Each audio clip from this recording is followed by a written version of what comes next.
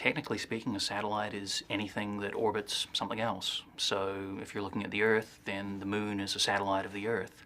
But usually when people think about satellites, they're thinking about artificial satellites, which would be the ones that we make and put into orbit. An artificial satellite would be, well, I like to think of it as a robot in space that we put up there to take advantage of the fact that it is high up above the Earth.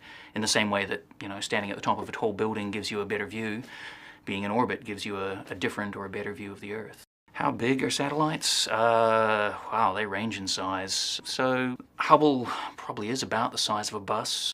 A lot of people talk about a lot of satellites being the size of a Volkswagen Beetle. The really small ones might be about the size of a block of cheese, about a kilogram. Those don't do a lot, obviously they're quite small, and they tend to be university satellites. I'd say the average one would be about the size of a small car, although that's just what we call the satellite bus, which is the main part of the satellite where all the electronics and the fuel and everything is.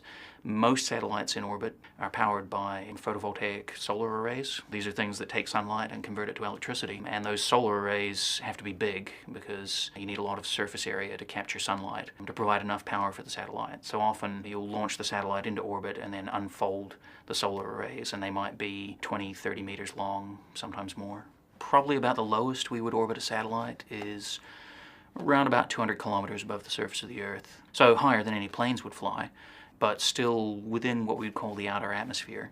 Any lower than about 200 kilometers and they're just too likely to fall down due to atmospheric drag, so they get slowed down by the air and come back to Earth too soon. The upper limit for Earth orbiting satellites, there isn't really an upper limit. I suppose most of them are around 36,000 kilometers would be about the highest we tend to fly them.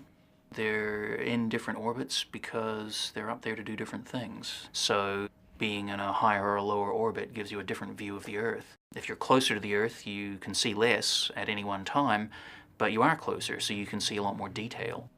If you're a long way away, out say at 36,000 kilometers, you can see pretty much one whole side of the Earth at one time, but obviously you're a lot further away, so the amount of detail you can see is less.